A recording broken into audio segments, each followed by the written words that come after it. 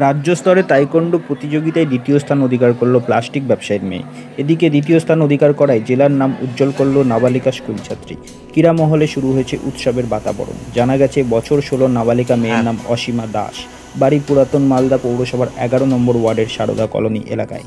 চলতি সপ্তাহে 20 ও 21শে জুলাই রাজ্যের নৈহাটিতে 34তম রাজ্যস্তরের তাইকোন্ডো প্রতিযোগিতাটি অনুষ্ঠিত হয়। সেখানে আন্ডার 55 কেজি ক্যাটাগরিতে ভাগ নেয় অসীমা।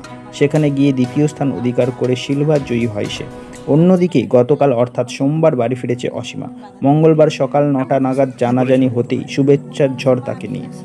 আরও জানা গেছে বাবা পরিমল দাস পেশাগতভাবে প্লাস্টিক ব্যবসা করে জীবনযাপন করেন এবং মা শিল্পী দাস গৃহবধূ।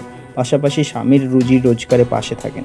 এভাবেই রুজি রোজগার করে পড়াশোনা করান তার মেয়েকে। আমি টাইকোন্ডো প্রতিযোগিতায় খেলতে গেছিলাম। কোথায় খেলতে গেছিল? নৈহাটিতে হয়েছিল। খেলা হয়েছিল? বিভিন্ন রাজ্য স্তর থেকে গেছিল সবাই। তো কিছু আমি সেখানে গিয়ে দ্বিতীয় স্থান অধিকার করেছি। নিতে আমি 11 মাস ধরে শিখছি আমার কৃষ্ণবাস্তব টিচারের কাছে। তো সেখানে আমি যেতাম প্র্যাকটিস করতে বিকালবেলা। প্রথমে আমি ডিস্ট্রিক্ট খেলেছিলাম, সেখানে আমি প্রথম স্থান অধিকার করেছি। তারপরে আমি স্টেটে খেলতে গেছি। এটাতে নিজের আত্মরক্ষা করতে পারবে মেয়েরা। এখন যা যা এখন হচ্ছে মেয়েদের ইয়েতে, সেটা নিজেকে সুরক্ষা করতে পারবে এগুলো শিখে।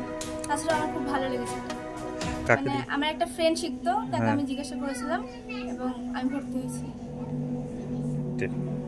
দিনে আমি সপ্তাহে 4 দিন যেতাম আর দিনে 2.5 ঘন্টা।